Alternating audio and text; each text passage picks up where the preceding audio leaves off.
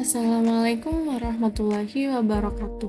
Halo teman-teman, untuk video kali ini saya Anissa Rizky Safa dan dua rekan saya, yaitu Tusnenti dan Riyadi Nur Salahuddin, akan melakukan penelitian untuk memenuhi tugas proyek mata kuliah Sejarah Perkembangan Lembaga Pendidikan Islam di Indonesia.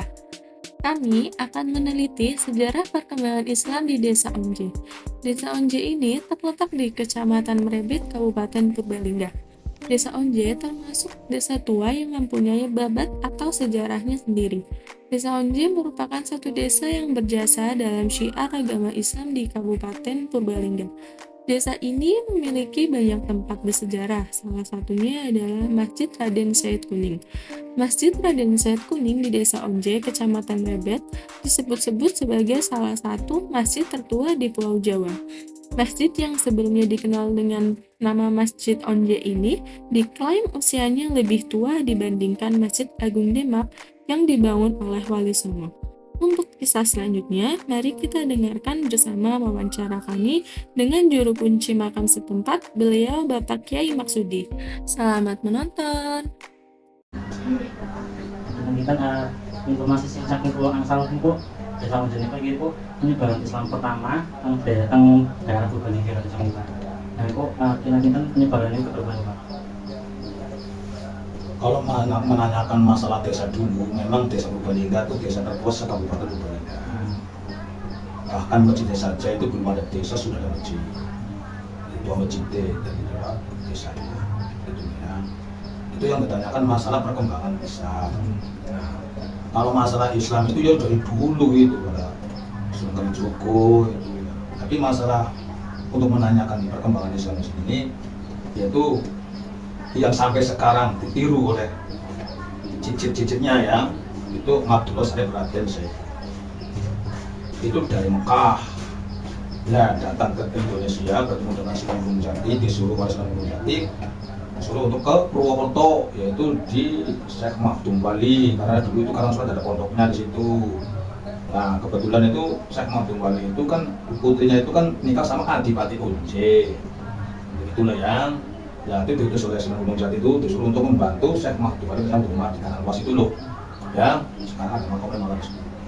Ya, terus tahu bahwa itu ada orang pinter, akhirnya dapat mantu oleh Pak Adipati Onje. Itulah ya, Adipati Onje itu nama aslinya Nyokropati binnya Joko Tingkir. Jadi Joko Tingkir itu putranya ada yang di Onje. Gitu ya, makamnya ada di situ. Ya, terus dapat mantu dengan nikah sama putrinya bernama Kuningwati, dibawa ke Onje sini. Jadi intinya itu mertuanya jadi raja, menantunya jadi penghulu sekarang. Itu penghulu pertama kali yaitu Said Kuning itu, namanya Abdullah Syarif Raden Syekh, terus berkembang Islam. Itu pada tahun 1600. Dan itu penyebaran Islam itu dari sistem perkawinan atau pendidikan juga. Pesantren, dia tidak pesantren, pondok. Itu Dulu belum ada pendidikan. Ini zaman Belanda, Portugal malah orang nafsu 1600 kok. Yang mengajarkan itu dari Adipati Onje langsung sudah Pak. Adipati Onje itu jurusannya juga pemerintahan kalau sekarang. Kalau Syekh Kuning itu religi atau agama, itu agama Islam itu. Berarti yang menyebarkan Syekh Kuning yang menyebarkan Islam. Sebelum itu sudah ada Syekh Samsudin, itu yang pertama kali mendirikan masjid itu. Itu dari Timur Tengah juga. Syekh Samsudin mendirikan masjid di situ loh. Itu pada tahun 1300. Terus Maulana itu kalau sekarang itu anak tilas, pergi tak kemana, orang-orang sedang menyebarkan Islam, sudah menyebarkan Islam di Purbalingga karena orangnya masih jarang. Bahkan di sini itu nggak ada orang karena sudah desa duluan masjidnya. Nah, sudah begitu tuh datang lagi Wali Songo, nggak semuanya, hanya 4 yang datang di Gombe. Begitu Sunan Bonang, Sunan Kudus, Sunan Gunung Jati, Sunan Kalijogo, terus akan mendirikan masjid itu loh. Nah, yang tadinya tiangnya dari pohon pakis diganti jadi pohon jati sampai sekarang masih. Itu pada tahun 1500. Jadi sampai sekarang belum diganti. Itu belum itu yang di dalam itu. Makam Raden Said juga di situ ya? Di belakang masjid sana 240 dari masjid. dimulai pendidikan kayak pengajian gitu tuh dari mulai kapan? Kalau datang ke OJ 1600 sampai 1700 sini. Itu kan cucunya Sultan Abdullah Yahya. Sultan Abdullah Yahya itu menantunya Prabu Siliwangi, orang juga yang nikah sama Rara Santang. Karena Rara Santang itu nama Sunda, Indonesia Sunda dikali Sarip Mutain, kan begitu. Terus punya anak Sarip Hidayatullah Cirebon, Sunan Gunung Jati. Adiknya Sunan Gunung Jati atau Sarip Hidayatullah namanya Sarip Nurullah Yahya. Nah kalau Sunan Gunung Jati itu kan di Cirebon, tapi kalau Sarip Nurullah Yahya di Mekah. Nurunakan itu tuh. Ya. Nah terus Sarip Nurullah Yahya nurunakan Said Kuning. Itu loh. Jadi Said Kuning sama Sunan Gunung Jati itu Pak D. Berarti masjid itu sendiri sebagai pusat penyebaran agama Islam. Oh iya, kami itu Purbalingga, pusatnya itu di ONJ. Dulu kan di ONJ kan ada pondoknya. Yang teruskan itu ya namanya Yang Umarja. Yang Umarja itu putranya Syekh Mustaq Mutahal gitu di Kalimanak itu, yang makom di Kalimanak itu. Ya. Nah, terusan mendirikan pondok sudah berjalan, itu berangkat haji enggak pulang, meninggal di Mekah. Anaknya masih kecil. Jadi sampai caranya karena anaknya masih kecil nggak bisa meneruskan, akhirnya bubar lah istilahnya lah. Pondoknya bangkrut secara PT. Pondoknya di mana? Itu di samping masjid. Sekarang sudah buat Madin. Madin itu dari kapan? Madin sih kemarin tahun 2000-an. Tapi sebelum Madin udah menjadi apa ya, tempat buat ngaji apa masih? Iya, buat ngaji. Malah itu istilahnya tuh kalau orang-orang tuh seperti Edi Sukaraja tuh itu ilmu-ilmu torekoh itu loh. Naksabandi buat peat dulu di sini. Sampai sekarang masih. Sekarang enggak masalah pengaji. Ya mes itu kan yang peat nggak ada. Yang santri tua-tua loh gitu. Adanya santri kecil-kecil anak sekarang. Islam Bogor itu Islamnya seperti apa? Kan beda kalau misalnya NU kamu Muhammadiyah ini kan ada Islam Bogor itu seperti apa? Bung Islam Bogor itu kan berdirinya saja itu 1554 pada Sultan Agung, diteruskan oleh para sunan, pertama Sunan Joko. Itu loh, kan ini Quran. Muhammadiyah dulu ibadah. Hah? Ya. Nah itu dulu. Ya itu yang namanya ABOG itu caranya yang mendirikan itu, yang bikin itu bukan organisasi tapi pegangan itu adalah Sultan Agung dan Sunan Joko itu. Jadi ambil ABOG itu pertama kali menanggalkan 1 Muharram, ya, tahunnya Alif, harinya Rebo, pasarannya Wage, jadi ABOG. Gitu. Hijriah atau Hijriah pindahnya Rasulullah dari Mekah ke Madinah. Bahkan yang nggak tahun Hijriah itu kan Sultan Umar, kan Muhammad. Ya, ABOG. ABOG itu isinya itu hari, bulan, tahun, windu. 1 windu 8 tahun ya alif, ga, jimawal, zad, dal, ba, wawu, jimakhir. Kebetulan di tahun 2023 kalau Masehi itu nang ABOG itu tahun ya tahun ga. Laga dulu itu pada waktu menanggal 1 Muharram itu harinya Ahad, tahunnya ga, harinya Ahad, pasalnya pon, pon.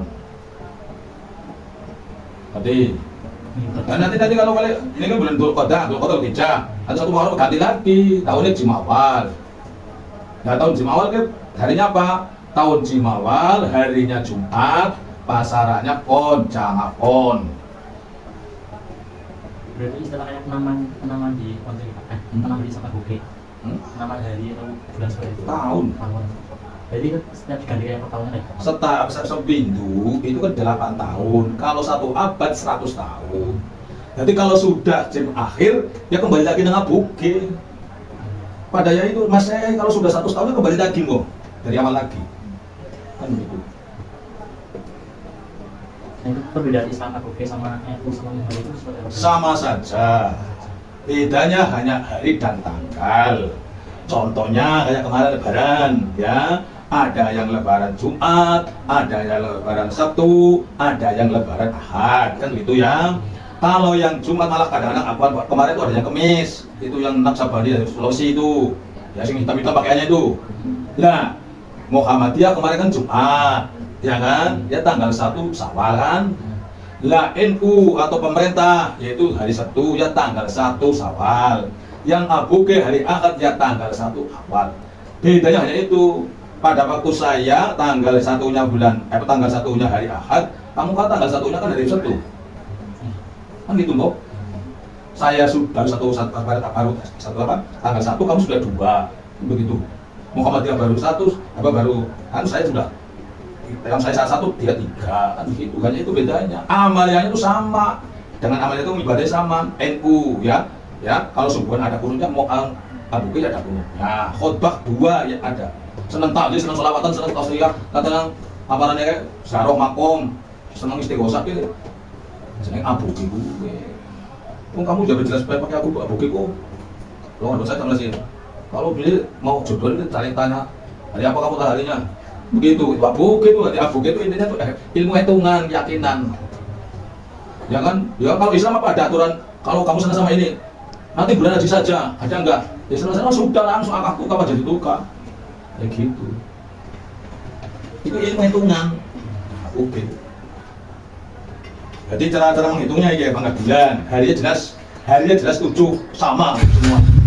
Tapi kan kalau pabrik itu masih NU, tapi kalau NU itu aboge. Maksud, ya kan? Jadi begini, harinya 7, ya kan? Terus 1 bulan kalau aboge itu begini. Kalau yang di atas itu 30, di sini 29, 30, 29. Kayak gitu. Jadi kalau aboge itu bulan Ramadan itu nggak mau 29. Pada baru Desember mau nggak 29. Nah, selamanya kan buat 31 ya. Iya, Februari mau nggak 30. Nggak mau. Jadi aboge juga begitu. Bulan puasa nggak mau itu 29 harus 30. Rom jiji, parluji, nguwal fatma, ngufir nema, dibantupat, dikiropat, jam lulu, ban malu, temerlo, wajiro, dakhroji, cakpaji. Itu nama bulan. Kalau kamu kan apalnya kan Januari, Februari, Maret, April, Mei, Juni, Juli, Agustus, September, Oktober, November, Desember. Ada kayak lebaran. Kalau misalnya lebaran di sini itu kayak menunggu itu benar. Udah. Lebarannya tuh kalau puasanya sudah 30 hari ya lebaran, nggak mau 31. Kalau sudah 30 ya lebaran. Kalau beduk sih terus terang aja itu yang namanya beduk. Kalau nggak dipukul nggak bunyi, ya kan? Dan beduk itu adanya kan di tanah Jawa kan? Ya, itu siapa yang menciptakan? Itu kan Sunan Kalijogo. Jadi Sunan Kalijogo itu wali songo sing asli Jawa nih ya. Sunan Kalijogo tok. Bapaknya Jawa, ibunya Jawa. Itu Sunan Kalijogo. Orangnya Buddha agamanya. Bapaknya Sunan Kalijogo loh. Itu. Tapi kalau sudah anaknya itu sudah blasteran, karena apa Sunan Kalijogo itu kan anaknya Sunan Bonang. Sudah blasteran begitu. Jadi yang asli Jawa itu hanya Sunan Kalijogo. Nah, caranya menyebarkan Islam di tanah Jawa, melihat sikon dan kondisi. Gitu loh. Bisalul haul dan makol, caranya ngono menyampaikan secara Islami dengan dingin kan. Waktu paling mana langsung iki cara ngono kuwi diwehi bahasa Arab langsung alfiyah diterapkan yang mana kami watok. Ya kan? Tapi jumlah berapa loh mana alfiyah? Ya kan? Itu jadi caranya bagaimana? Oke, wong Hindu ki seneng apa? Wong Buddha Hindu ki seneng apa? Seneng sekaten tabun layang. Bagaimana caranya? Pertama kali jalan Islam itu ya Sunan Kalijogo itu. Bikin beduk, ngundang orang supaya sholat mendekati masjid, bikin beduk. Pukul, modelnya bunyinya bagaimana? Deng. Pertama kali kan alon. Deng, itu ya. Deng, tapi paling apa ekornya deng. Ya. Itu ada falsafahnya Sunan Kalijogo. Masih sedang. Ayo cepat masih sedang. Hampir langgar atau musuh jadi kentong dipukul bagaimana ya? Tong ya kan ya? Kan berarti kan tong ya kan ya? Masih kosong. Cara kok ke sekolah kan masih kosong. Ayo pada mari musola, sholat. Jadi merek top ya. Wis seneng banget Sunan Kalijogo kok. Coba yang kamu mulai bocah kan urung kan sembahyang dipaksa-paksa ya masa gedeng kok. Iya ora, merek. Terus sembahyang enggak cara dengan Nabi ora sakit takon, selalu kamar temu sodi. Wis aku juga mulai jiblong kok mulai ngadeg ke kanjeng Nabi iki ya. Harus begini. Aduh, repot ya kayak misalnya. Maksud berarti misal cara penyebaran agama Islam di desa ini belum spesifik maksudnya. maksudnya spesifik? Kan tadi misalnya Sunan Kalijogo itu melihat dengan apa ya pakai wayang kayak gitu. Kalau misalnya di sini Kalau Sunan Kalijogo masuk ke sini itu sini sudah karena sudah disebarkan oleh Tanjung Syekh Samsudin itu. cuman meninggalkan beduk lah ya Sungai Jogo sama itu masjid itu yang itu. Naik makam Adipati Onje itu mau Itu lagi mana? lewat Depok. Cengho, ada pom bensin. Nanti pulangnya ke sini nanti tahu ada pelangnya. Cagar budaya Adipati Onje. Makam Adipati Onje. Masjidnya bukan cagar budaya. Dari mana Purwokerto, Bupati pertama siapa Purwokerto? Dekat Pulas. Itu judulnya saya kuning itu. Orang ngerti ya? Anda. Dari yang ada buat. Joko Kaiman. Oh, ada. Itu yang memecahkan Adipati Merapat. Kita di Merapat. Banjarnegara sendiri, Purbalingga sendiri, Banyumas sendiri, Purwokerto sendiri, Tulisan satu sendiri. Dinamakan Banyumas. Dulu satu yang mimpin itu Adipati Onje. Karena iri, cucu-cucunya iri, masa saya sama cucu aku saja nggak jadi pejabat kalau sekarang itu loh. Ya udah kamu sana, itu namanya pecah di Adipati Merapat. Makomnya itu Adipati Merapat itu di Dawan Banyumas. Pernah ke sana? Nggak ramen cokan gue Prabu malah kan ramen. Kalau gue berapa kapan siapa Universitas satu ini? Subri. Karena makomnya. Berarti masjid yang di sini tuh sekarang jadi selain untuk tempat sholat, buat tempat ngaji juga. Iya, cuma zikir, apalagi kan cuma keliru dulu penuh itu halamannya dari orang luar. Kemarin di Tegal ada itu Islami. Mungkin kemarin itu loh, penuh itu orang sebenarnya. Ada kegiatan kayak hal kayak gitu. Nah, nanti bulan haji. Pokoknya kalau malam Jumatan itu ya tahlil istighosah. Kalau Jumat biasa nggak Jumat Kliwon kan jadi Jumat Kliwon kan jadi Jumat Kliwon kan jadi malam Jumat akhir apa namanya? Serem ya jalannya ya. Akar kan ya. Kampung Jawa itu. Nanti senang pada tahlil kalau istighosah, agak cuma pon, malam baik itu perjanjian atau sholawatan. Hari malam Sabtu yaitu khusus tajwid. Tajwid loh. Jadi hari Sabtu itu kasih nanti malam Ahad ya suruh maju satu-satu. Ini bacaan apa itu kegiatan begitu. Maksud, nah, malam Seninnya khusus bahasa Arab. Jadi banyak anak jadi yang di UIN. Nanti kalau semua nih Pak, walaupun ternyata juga. Jam 3 depan. Salah satu peninggalan perkembangan sejarah penyebaran Islam di Desa Onje adalah Masjid Raden Syed Kuning. Masjid Raden Syed Kuning difungsikan sebagai tempat sholat, mengaji, berzikir, dan mujahadah. Setiap malam Jumat Kliwon, banyak pendatang dari luar yang memenuhi halaman masjid untuk tahlil dan istighosah. Sedangkan di malam-malam Jumat yang lain digunakan untuk sholawatan. Pengajaran yang dilakukan di malam Sabtu dan malam Ahad adalah penguasaan ilmu tajwid, sedangkan malam Senin diisi dengan bahasa Arab atau nahwu shorof yang diajarkan oleh Kyai Maksudi sendiri sebagai juru kunci makam di sana. Kemudian, letak makam Raden Syed Kuning sendiri tidak jauh dari Masjid Raden Syed Kuning. Perjalanan menuju makam sangatlah asri, karena kita melewati jembatan di atas sungai yang suasananya cukup sejuk. Makam Raden Syed Kuning terpisah dengan pemakaman umum lainnya dan harus melewati tangga terlebih dahulu. Seperti inilah suasana makam Raden Syed Kuning.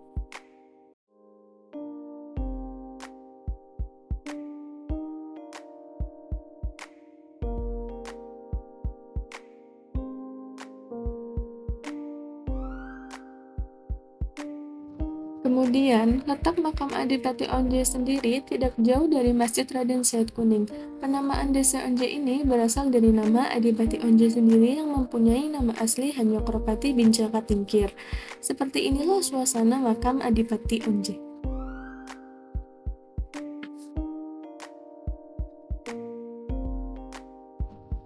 Banyak sekali sejarah penyebaran agama Islam di Desa Onje ini, sehingga Desa Onje dikenal sebagai desa wisata religi di Purbalingga.